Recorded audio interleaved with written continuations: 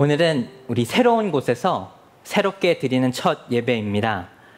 이 예배를 위해서 많은 분들이 기도해 주셨고 또 많은 분들이 뒤에서 수고해 주셨습니다.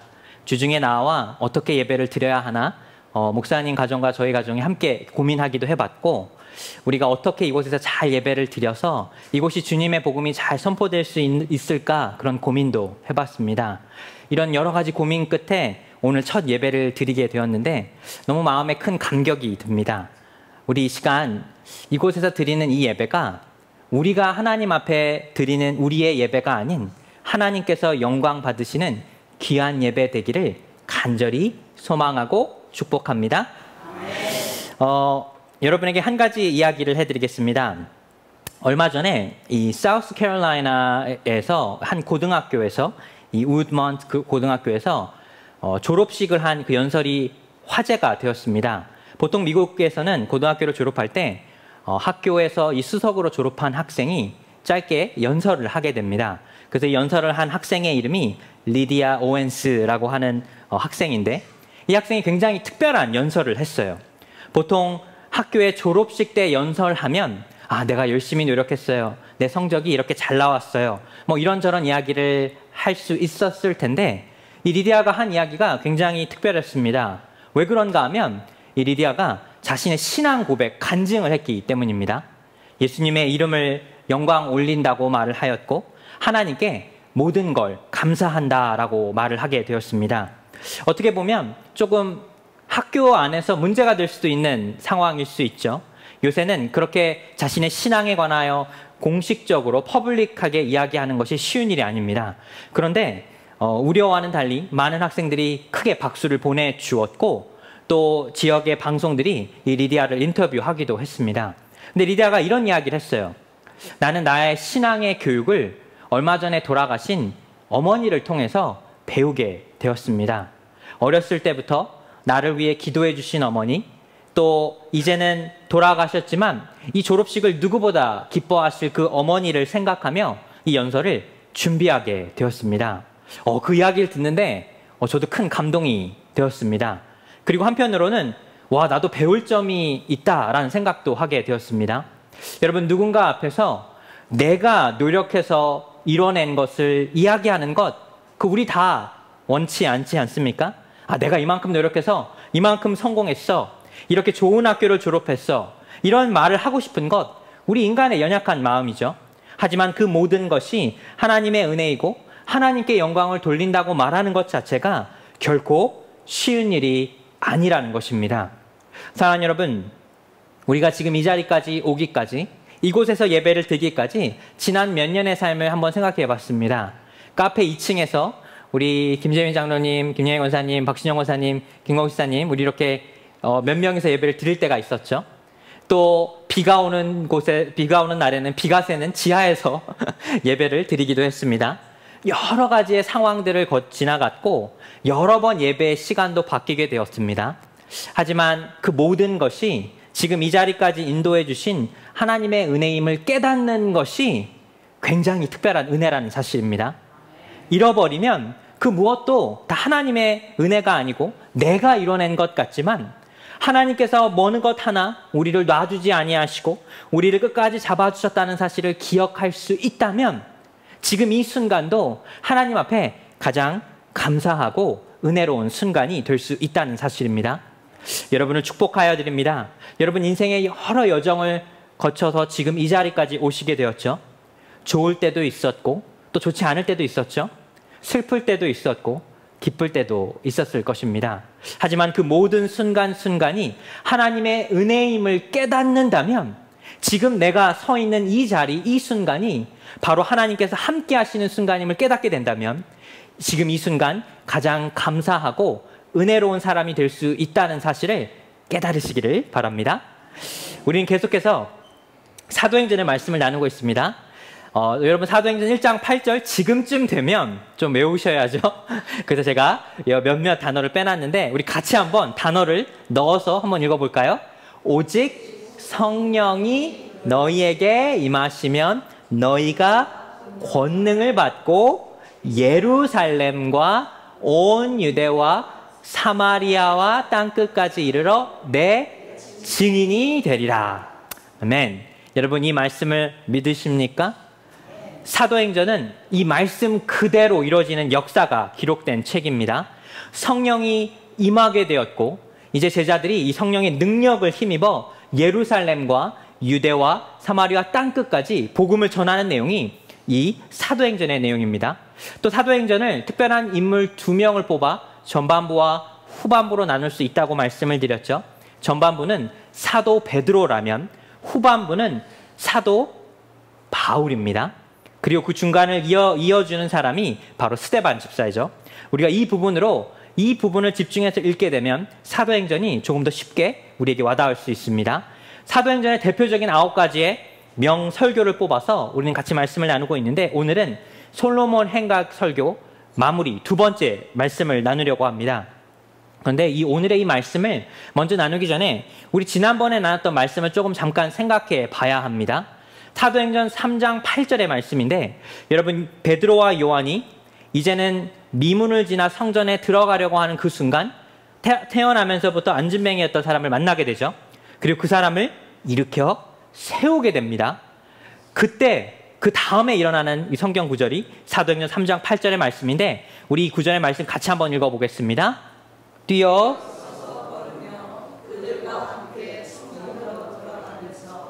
걷기도 하고 뛰기도 하며 하나님을 찬송하니. 사랑하는 여러분, 이 부분이 가장 중요한 이 솔로몬 행각의 설교에 우리가 집중해야 할 부분입니다. 여러분 이전까지 태어나면서 안진뱅이였던 사람은 성전 앞에서 사람들에게 구걸을 했죠. 성전 안에 들어가 하나님을 만나는 것이 아니라 성전 앞에서 사람들에게 구걸하며 그의 삶을 살아왔던 사람입니다. 근데 놀랍게도 이 베드로와 요한에게 치유를 받은 그가 이제는 성전 안으로 들어가기 시작한다는 것입니다.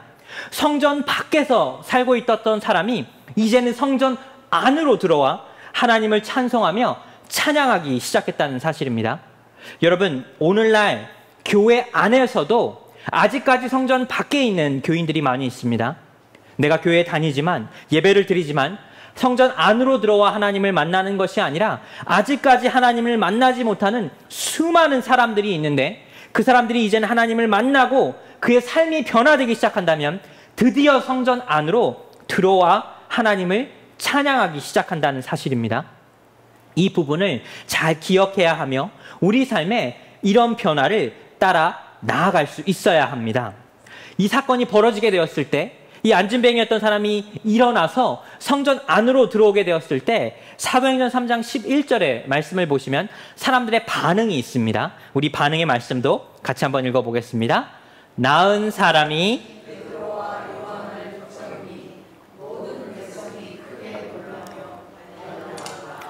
솔로몬의 행각이라 불리우는 행각에 모이거늘. 여러분 잠깐 우리 그림을 한번 그려볼까요? 태어나면서부터 안진뱅이였던 사람이 지금 성전 밖에 앉아 있었는데 이 사람이 치유를 받아 이제는 하나님을 찬양하며 찬송하며 이제는 성전 문으로 들어오게 되었죠. 그때 사람들이 다 놀라게 됩니다. 왜 놀랐을까요? 이 태어나면서 안진뱅이였던 사람은 이미 그 지역에서는 유명한 사람이었습니다. 저 사람 일어설 수가 없는데 어떻게 저 사람이 일어서게 되었지? 그 부분에서 이미 사람들에게 많은 관심을 받게 되었고 사람들이 다 놀라게 되었는데 그때 사람들이 어디로 가게 되었다 말씀했죠? 솔로몬 행각입니다. 솔로몬 행각이 어떻게 생겼는지 제가 그림을 보여드릴게요. 대충 이렇게 생겼습니다. 어떻게 생각해 보시냐 하면 되면 기둥이 있고 벽이 없고 천장이 있습니다. 그러면 어떤 구조가 되냐면 그 아래 그늘이 생기게 되죠. 그래서 이 솔로몬 행각이 어떤 곳이냐면 보통 사람들이 햇빛을 피하려 그늘에서 쉬기도 하며 또 랍비들은 이 행각에 와서 이 하나님의 말씀 토라를 가르치고 전파하는 곳이었습니다. 여러분 예수님이 어떻게 이 행각을 사용하셨는가 하면 여러분 베데스다 연못 기억하십니까? 그곳에서 예수님께서 38년 동안 아픈 자를 치유해 주셨죠. 그것도 행각입니다. 행각은 이 아픈 사람들이 피하는 곳, 하나님의 말씀을 나눌 수 있는 곳이라 예수님께서 이곳에서 자주 말씀을 나눠 주셨는데 사람들이 안진뱅이였던 사람이 일어나게 되자 이거 하나님이 하신 일이다. 특별한 은혜가 있는구나. 우리 얼른 이 솔로몬 행각으로 가자 라고 말을 했다는 것이죠. 그리고 그곳에서 베드로와 요한이 이제는 하나님의 복음을 선포하게 되는 것이 오늘 본문의 말씀의 내용입니다. 그렇다면 과연 어떤 말씀을 전했는지 그 말씀의 내용을 한번 살펴볼 건데 딱 두 가지의 주제만 이야기를 나누겠습니다. 우리 첫 번째 같이 한번 읽어볼까요? 나를 바라보시는 주님을 바라보라. 사랑하는 여러분, 우리는 인생을 살며 거울을 볼 때가 많이 있습니다. 내 상황과 처지를 바라볼 때 있습니다.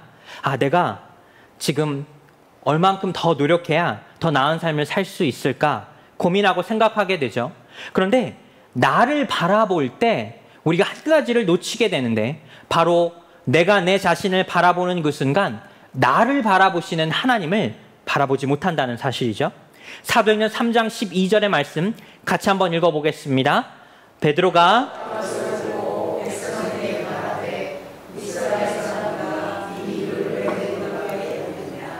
우리 개인의 권능과 경건으로 이 사람을 걷게 한 것처럼 왜 우리를 주목하느냐. 여러분이 베드로의 말씀을 잘 기억해 보셔야 합니다. 베드로가 말하기를 왜 우리를 주목하느냐라는 것이죠. 여러분, 베드로는 신앙생활을 하며 이전까지 사람들에게 주목받고 싶은 사람 아니었습니까? 주님께서 베드로야 라고 이름을 부르시게 되었을 때 이 물 위에 배에서 뛰어내려 주님을 보고 뛰어갔던 사람이 베드로 아닙니까? 그런데 그곳에서 주님을 바라보았을 때 물 위를 걸었지만 두려움에 휩싸이게 되자 그만 물에 빠지게 되죠. 여러분, 베드로가 예수님을 3번 부인했을 때 그는 자기의 스스로를 바라봤던 사람 아닙니까? 그런데 이제 안진뱅이였던 사람을 일으키게 되었을 때 그가 말하기를 왜 나를 보느냐는 것입니다. 신앙생활의 핵심과 우리 신앙의 삶의 변화의 상징은 나를 바라보는 것이 아니라 나를 바라보시는 예수님을 바라보는 것이 우리 신앙의 삶이라는 것입니다. 신앙에 실패하는 사람들 왜 실패합니까? 나를 바라보기 때문이죠. 왜 요새 교회들이, 목사들이, 교회가, 장로가 실패할까요? 나만 바라보기 때문입니다. 우리 교회만, 내 것만, 나만 바라보는 삶은, 나만 바라보는 신앙은 결국 넘어질 수밖에 없으나 나를 바라보시는 주님, 나를 안타깝게 보시는 주님을 바라보는 삶은 넘어져도 일어설 수 있으며 회복할 수 있다는 것입니다. 베드로가 이 사실을 깨달았어요. 내가 이전까지는 사람들이 나를 봐주기를 원했는데 이제는 내가 이 사람을 치유하고도 나를 바라보지 말며 이 살아계신 예수 그리스도를 바라보라 말하는 것이죠. 이 사실을 깨닫게 된 베드로, 그의 삶에 변화가 생기기 시작했습니다. 사도행전 3장 16절의 말씀 같이 한번 읽어보겠습니다. 예수로 말미암아 나은 믿음이 모든 사람 앞에서 이같이 완전히 낫게 하였느니라. 아멘. 내가 아니라는 것이죠. 내가 이 사람을 치유한 것이 아니라 이 사람의 믿음이 너희 모든 사람 앞에서 보여질 만큼 주님께서 이 사람을 완전히 낫게 해 주셨다는 사실입니다.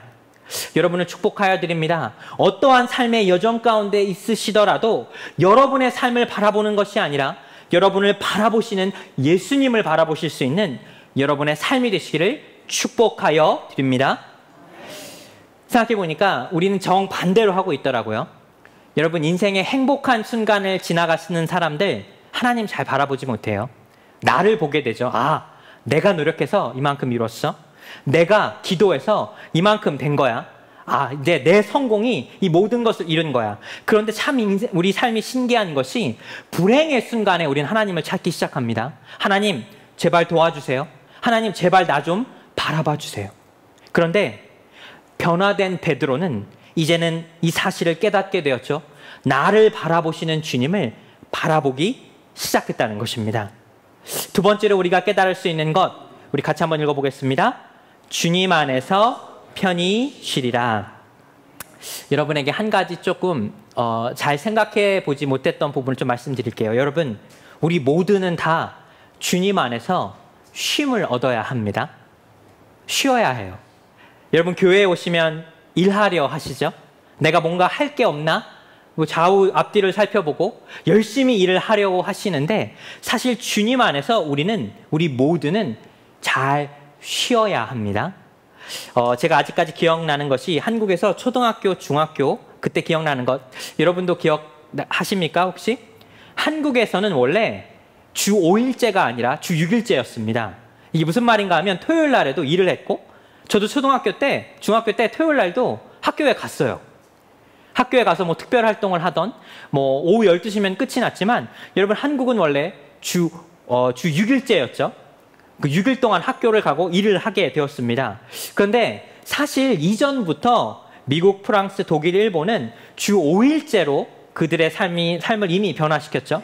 일본이 1987년에 주 5일제로 바꾸기 시작하면서 한국에서도 이제는 우리 주 5일제로 바꿔보자라고 이야기를 2003년부터 했다고 합니다. 그런데 그때 한국에서 난리가 났어요. 혹시 방송, 신문, 뉴스 뭐 주변에서 혹시 이런 거 보셨습니까? 주 5일제로 바꾼다고 하니까 사람들이 이야기하기를 기업과 회사들이 말하기를 이러다 우리 다 망한다.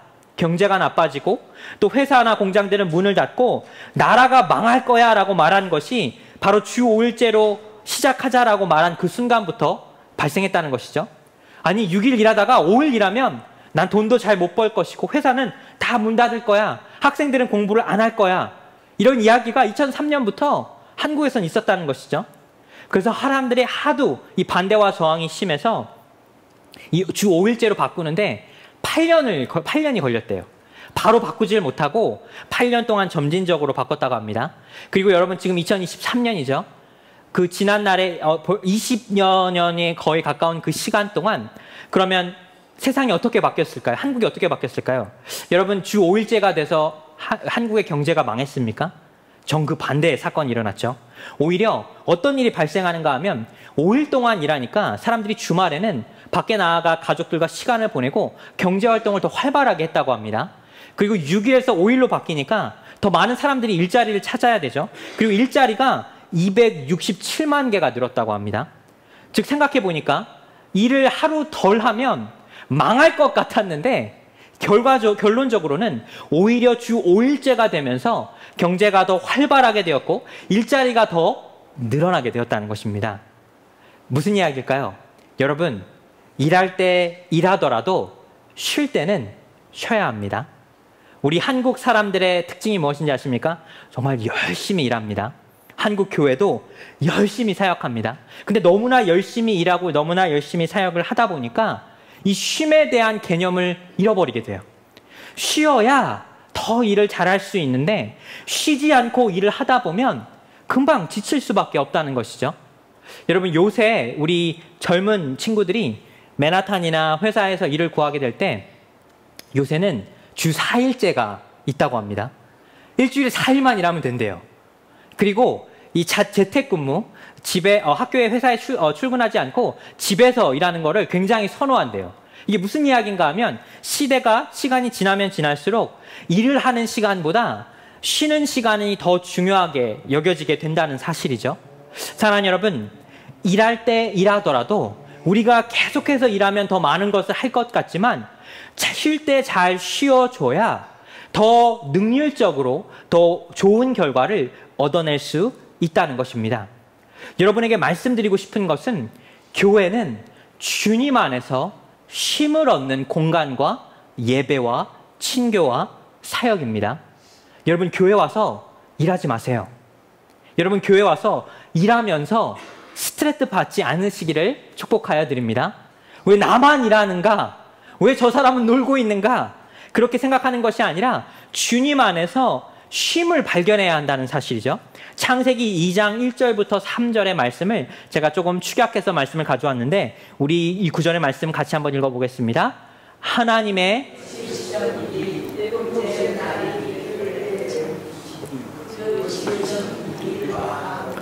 일곱째 날에 안식하시니라. 하나님이 일곱째 날을 복주사 거룩하게 하셨으니. 주님께서 참 신기한 것이 창조 때 하나님이 세상을 만드시는 그때 6일 동안 창조하시고 7번째 날에 쉬셨죠. 근데 여기서 쉼이라고 하는 단어가 하나님께서 이제 나 피곤하구나 이제 그만 창조해야겠네라고 하는 것이 아니라 주님께서 창조의 활동을 이 안식일 7번째 날에는 멈추셨다는 것입니다. 그러니까 이 안식일의 개념은 하나님께서 쉬신 날이 아니라 하나님께서 창조 활동을 멈추신 날인데 그 이유와 목적이 있습니다. 바로 우리들을 위한 것이라는 것이죠. 여러분, 고대 시대에는 노예들에게는 자유가 없습니다. 안식일이 어디 있습니까? 늘 일하고 쉬지 못하는 것이죠. 근데 하나님께서 이 안식일이라는 날을 정하심으로 모든 사람들에게 쉼을 주셨는데, 그 쉼이라는 게 그냥 놀고 먹자라는 것이 아니라 주님 안에서 평안과 이 쉼을 얻으라는 것입니다. 여러분, 이 사실을 잘 기억하시기를 바랍니다. 교회의 사역의 핵심은 쉬는 것입니다. 쉼을 얻는 것입니다. 제가 여러분에게 한 가지 예를 들어드리겠습니다. 저는 여름 때마다 아이들을 데리고 선교, 단기 선교로 아리조나나 뭐 뉴멕시코 이런 데를 많이 가서 우리 네이티브 인디안 이 선교를 한 적이 있는데, 그럼 다양한 선교팀을 만나게 됩니다. 그런데 참 놀라운 것이, 여러분, 선교지에 가면 우리 뭐 하는지 아십니까? 뭐 뉴욕에서 돈 주고 하라고 그래도 안 할 말 그대로 막노동 같은 일을 합니다. 가서 해가 쨍쨍 내비치는 이 바깥에 나가서 아이들하고 이 삽질을 해요. 땅을 파요. 하루 종일 이걸 합니다. 그리고 때로는 밖에 나가서 뭐 고장난 수도관이 있으면 아이들하고 같이 그 수도관을 막 고쳐요. 아이들이 막 땀을 흘리고 온도가 너무 높다 보면 뭐 그곳에서 갑자기 쓰러지는 아이들도 있습니다. 그래서 막 그런 것들을 잘 조절을 해야 해요. 그런데 선교팀들의 우리 저녁에 모여서 우리 하루에 하루에 있었던 일들을 나누게 되면 참 놀라운 것이, 아이들이 너무 그게 감격스럽고 감사하다는 거예요. 뉴욕에 있었을 때는 뭐 해본 적도 없고 할 이유도 없었는데, 이곳에 와서 내가 누군가를 위해서 이 삽질을 하며 땅을 파게 되었을 때 그것을 이용하는 우리 아이들, 또 그 마을의 사람들을 볼 때 감격이 있다는 거예요. 여러분, 놀랍지 않나요? 노동을 하게 되는데 오히려 그 노동을 통해 이 아이들이 회복되고 쉼을 얻는다는 것이죠. 더 놀라운 것은, 제가 이 선교팀들을 만나게 되었을 때 어떤 아이들은 회사에서 2주 휴가를 받아요. 1년에 2주 휴가, 여러분, 크죠? 근데 그 휴가 기간에 선교를 가는 거예요. 또 어떤 분들은 두 분 다 한의사 부부셨는데 은퇴하시고 이제는 평안하게 삶을 사셔야 하는데 이 선교지에 오셔서 그곳에서 몇 년을 계시면서 봉사하고 계신 분들이 있습니다. 또 누구는 자신이 가게를 해야 되는데 가게 문을 닫고 이 선교지에 오셨어요. 여러분, 생각해보면 나아가서 세상에서 일을 하고 더 많은 것을 얻을 수 있는데 왜 이런 척박하고 뜨겁고 더운 날에 고생하며 이 사람들이 그곳에서 시간을 보내느냐는 것입니다. 왜냐하면 이 선교지에서 얻을 수 있는 하나님이 주시는 쉼이 있기 때문이에요. 쉼이라는 것은 하나님의 은혜요, 회복이라는 것입니다. 여러분, 교회 안에서의 사역과 또 어떤 일을 하시게 될 때 시험에 들기 시작하고, 또 누군가 일을 하지 않는 게 보이기 시작하고 내 마음에 자꾸 불편함이 들면 여러분, 그 일을 멈추셔야 합니다. 하나님께서 우리에게 주신 이 귀한 사역은 내 마음의 양식이자 내 영의 쉼이라는 것이에요.